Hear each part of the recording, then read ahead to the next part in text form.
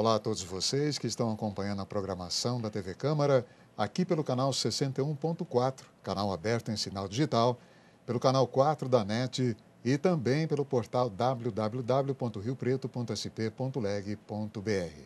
Obrigado pela audiência.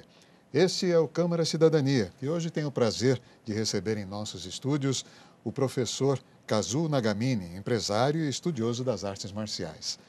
Obrigado, professor, por aceitar o nosso convite. Seja bem-vindo.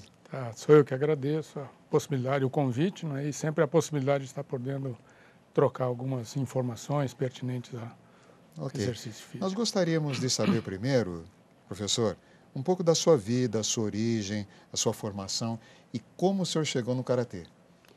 Bom, eu nasci aqui no interior de São Paulo, né, filho de imigrantes japoneses. Meu pai era médico, minha mãe nutricionista. Nasci aqui em Olímpia, mas a gente morava em Paulo de Faria. Ele tinha sido formado no Rio de Janeiro e logo em seguida mudou para essa cidade de Paulo de Faria, depois Olímpia e depois São José do Rio Preto, quando ele veio a falecer o ano passado aqui. E eu desde cedo tive um envolvimento muito grande com lutas, inicialmente com judô, depois com karatê também. Depois eu fiz faculdades, eu fiz um curso de letras, até eu não cheguei a concluir, no último ano eu larguei o curso. E como nesse curso eu trabalhava com estudos voltados para a gestualidade do movimento esportivo e com o processo de comunicação de massa, eu acabei optando por fazer também educação física, e estava sendo criado no Brasil, na época, na década de 70, um curso de educação física, mas com uma preocupação voltada para a medicina do esporte, que era uma perspectiva nova que tinha vindo da Alemanha. Então, quando eu fiz esse novo vestibular em São Paulo, passei, e aí depois eu trabalhei, fiz um estágio no Instituto Dante Passanese de Cardiologia, fazendo uma especialização em fisiologia cardiovascular e medicina do esporte, e dentro dessa área de cardiologia.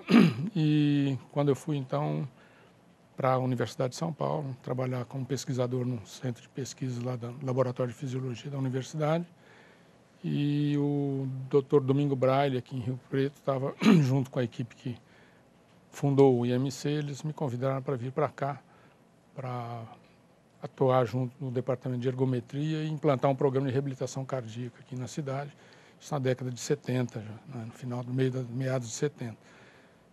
E nessa mesma época eu estava já começando a desenvolver trabalhos com treinamento desportivo voltado para esporte de alto rendimento. E pelas características da cidade, apesar de que eu tinha vindo para cá com a ideia de ficar um período de 2 ou 3 anos, depois voltar para a universidade. Mas devido às características da cidade, ser um centro médico que naquela época já era já era muito promissor, eu achava que a gente poderia desenvolver um trabalho de capacitação e desenvolvimento de atletas de alto rendimento aqui também. Então foi isso que acabou fazendo com que eu me fixasse aqui. Mas paralelamente a isso eu tive uma formação junto da Associação Japonesa de Karatê, né, para formação de instrutores, né, que é um curso de formação que no Japão equivale a um doutorado na área de Karatê, né, que formam instrutores dessa organização em todo o mundo, né. E aí, então, quer dizer, eu fui militando. Professor, assim. O senhor é um estudioso das artes marciais. Nós gostaríamos de saber quais são as lutas ou esportes que estão enquadrados nesse conjunto de artes marciais. Bom, grosso modo, quer dizer, hoje existe até por uma questão de linguagem mesmo, quase metafórica, mas existe uma grande confusão entre lutas e artes marciais. E que, de certa maneira, a gente tem, ao longo dos anos, desenvolvido uma série de estudos relativos a isso, inclusive estudos que a gente tem desencadeado a partir de um centro de estudos que nós temos aqui na Faculdade de Medicina, onde eu sou docente também, não de karatê, mas docente em outra área. E a gente tem desenvolvido uma série de estudos relacionados a isso. E uma característica que me parece ser fundamental é que nem toda luta é uma arte marcial, né? Quer dizer, o que a gente percebe que o que normalmente deve adquirir essa característica que a gente denomina por arte marcial são algumas modalidades de lutas que possuem uma fundamentação na sua origem, na sua prática atual, inclusive, voltada para fortes conceitos filosóficos, fortes conceitos quase que religiosos. Não se pode confundir isso com religião, absolutamente. Sim, sim. Mas que elas possuem uma fundamentação tradicional muito grande. Então, isso que é o diferencial muito significativo para essas modalidades se o senhor citou um ponto muito interessante. Eu acho que vai bater com aquilo que eu vou perguntar agora, professor. Como conciliar o equilíbrio físico e mental quando se está praticando algum tipo de esporte? Bom, eu acho que, em princípio, a gente não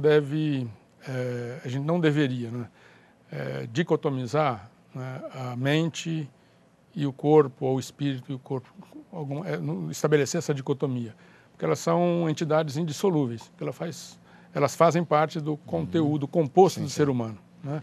E apesar de que essa dicotomia ela é muito presente, agora essa dicotomia ela inexiste nos conceitos mesmos de saúde, por exemplo, nas abordagens de saúde nos países da Ásia, por exemplo.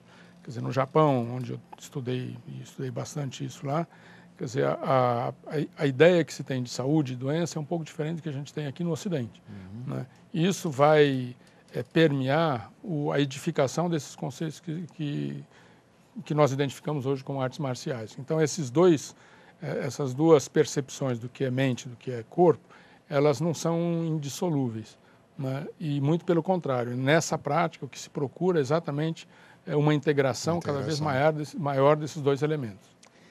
Na Mixed Martial Arts, ou MMA, como se conhece, há uma combinação de artes marciais entre elas, dentre elas, ou melhor dizendo. Pode-se incluir o karatê? Como arte marcial, eu digo. Sim, o karatê é uma arte marcial. Sim. Agora, paradoxalmente, o que se chama como MMA, eu acho que é muito discutível ainda a gente enquadrar essa modalidade como arte marcial. Né? Embora tenha alguns golpes exatamente. Não, embora tenha no nome isso, né? Quer dizer, são artes. São artes marciais mistas, mas na verdade ela está se caracterizando praticamente como uma luta em si. Né? Ela é muito mais uma luta do que um espetáculo, um negócio, coisa desse tipo. Então ela não tem, ainda que ela use como ferramenta, possa usar como ferramenta, movimentos corporais característicos de algumas artes marciais, ela por si só ela não atinge esse escopo que a gente estava confirmando. Professor, o jovem assiste muito filme hoje de artes marciais, lutas e tal. Existe realmente nas artes marciais o golpe mortal ou isso é ficção? Não é que exista nas artes marciais. Não é? As artes marciais, como qualquer outra modalidade de lutas, né, ela permite aos praticantes, quando bem treinados, o desenvolvimento de um potencial, de uma potência de golpes muito acima das pessoas normais, né? Pela técnica, pelo aprimoramento da força, pela junção desses dois elementos também. E o conhecimento de algumas áreas que são vitais, né? O que pode acontecer é que alguns golpes, né, quando aplicados num determinado momento, num determinado local, ele pode sim levar à morte, né? E obviamente isso não é isso é um ponto importante, não é, para se lembrar e para ser salientado também, porque diferentemente de outras modalidades que são esportes, né, a gente não pode nunca esquecer isso, né, que quando a gente está treinando uma luta, uma arte marcial, a gente está trabalhando com uma ferramenta, não é, que eu não estou, se eu estiver treinando boxe, eu estou treinando meus punhos para aplicar socos. Não é, eu não estou treinando a minha acurácia em acertar uma rede, um aro de basquete jogando uma bola de basquete, ou acertar um gol chutando uma bola no gol. Quer dizer, eu estou aprimorando uma ferramenta que pode ser perigosa, sim. Então, eu preciso tomar cuidado com isso, não somente quanto a quem aprende, mas ao processo de aprendizado que deve ser muito bem equacionado. Professor, nessa violência em que vivemos atualmente, o karatê, o outro tipo de esporte dentro da arte marcial, eles podem ser utilizados como defesa pessoal mesmo? Pode pode e deve. Agora, depende muito do que a gente, como a gente enquadra essa questão da defesa pessoal. Quer dizer, a grande defesa pessoal, ela consiste na atitude de prevenção que a gente tem. Isso acontece no âmbito da saúde também, né? Quer dizer, é muito mais importante desenvolver políticas públicas para prevenção do que políticas públicas para tratamento, né? Agora, nesse aspecto da agressividade, da violência toda, quer dizer, uma arte marcial, uma forma de luta, ela pode servir muito bem como defesa pessoal. Mas eu sempre falo que a gente pode pensar nisso em dois planos, em dois níveis. Num plano operacional, ou seja, no momento em que eu sou agredido, então eu preciso ou não, de utilizar daquele conhecimento técnico. E talvez o mais importante é a possibilidade que eu tenho ao longo dos anos desenvolvido pelo próprio treinamento, de perceber situações de risco, né, e evitar. Então, acho que esse é o grande lance, vamos dizer assim, da defesa pessoal.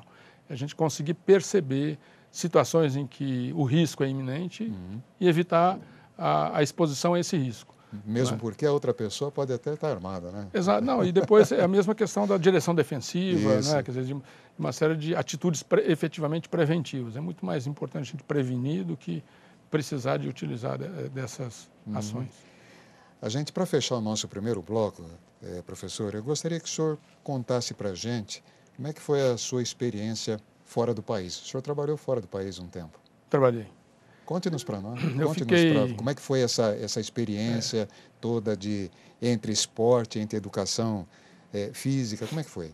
Bom, eu tive várias oportunidades de sair do país a trabalho, mas sempre para eventos, né, ou cursos que eu estou dando fora, ou então para eventos esportivos, acompanhando seleções, acompanhando delegações, e algumas vezes para estudo também, várias vezes para estudo, e isso acontece comigo até hoje, mas eu tive um período maior de permanência aí trabalhando então como um profissional como fisiologista e depois trabalhando como coordenador do departamento de implantação do departamento de medicina do esporte no Japão, numa das grandes equipes de futebol japonês, chamado Nagoya Grampus Eight, e baseado numa experiência que eu tinha tido anteriormente, uns 2 anos antes, com um outro time lá do Japão também, chamado Kashima Antlers, né, da cidade de Ibaraki.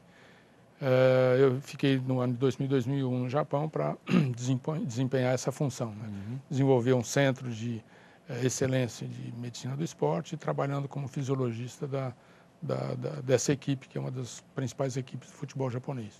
Então é uma experiência obviamente muito importante, muito interessante, mesmo porque nessa época eu pude conciliar os estudos que eu tinha almejado com relação ao próprio estudo do karatê, outros estudos relacionados à saúde, por causa do meu envolvimento aí com a Faculdade de Medicina também. Então foi possível concatenar todos esses objetivos, né? E sendo patrocinado, vamos dizer assim, Tá como funcionário do time lá. Tá certo.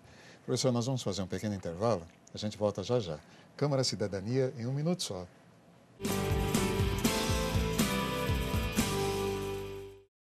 O governo do estado está fazendo a parte dele para melhorar a segurança nas estradas. Mas muita gente ainda morre porque não usa o cinto de segurança no banco de trás. E as desculpas são as mais absurdas. Qualquer coisa o banco da frente protege. O cinto de segurança incomoda, é desconfortável. A gente vai só até a cidade aqui do lado, não precisa de cinto. Cinto de segurança no banco de trás. Não tem desculpa para não usar. É obrigatório por lei e pode salvar sua vida. Artesp, Governo do Estado de São Paulo.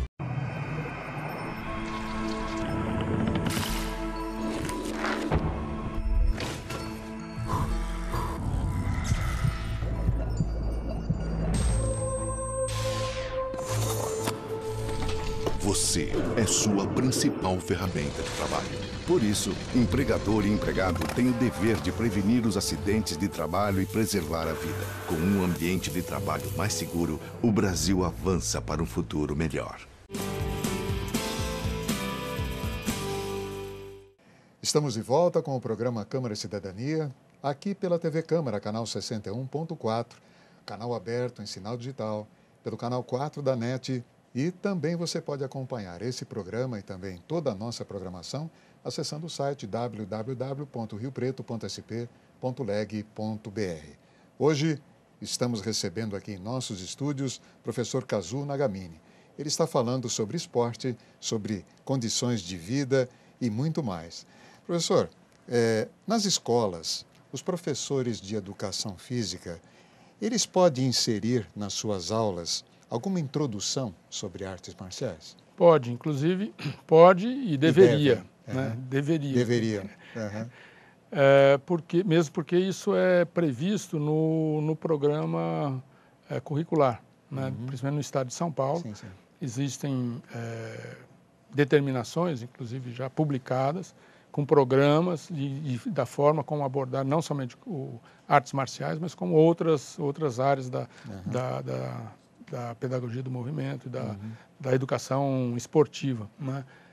Eu tive a oportunidade de fazer a revisão desse capítulo do Estudo para o Governo do Estado, da Secretaria de Esportes, Secretaria de Educação, aliás, do Estado de São Paulo, em que foi muito bem contemplado esse aspecto. Quer dizer, então é discutido, quer dizer, em tese, em teoria, né? Quer dizer, a proposta é que se discuta desde aspectos relacionados à violência, à saúde, envolvidos com esse processo todo da prática das artes marciais, e é uma ferramenta importantíssima, né, para se trabalhar com a criança. Mas a participação ainda é pequena.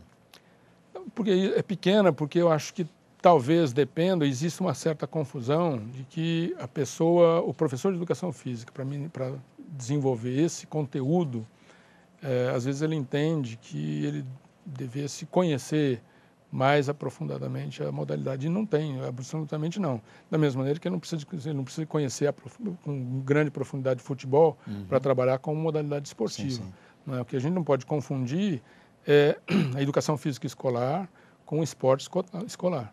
Quer dizer, dentro do programa de educação física escolar, cabe sim essa atitude desse professor de educação física, esse profissional de educação física que está atuando na rede escolar, ele ter um mínimo de conhecimento dessa modalidade, e os cursos de educação física, eles contemplam com essas disciplinas também, para poderem equipá-los minimamente com esse conhecimento para poder trabalhar, consequentemente, com essa clientela na escola. Professor Kazu, qual é a idade propícia para se começar a praticar algum esporte envolvendo arte marcial? Olha, existe uma controvérsia muito grande com relação a isso. Até 2 semanas atrás, eu tive uma banca de doutorado lá no Rio Grande do Sul, em que eu estava sendo apresentado essa questão relacionada principalmente à competição, né? E isso expande para, no caso específico de karatê, era um estudo com relação a karatê.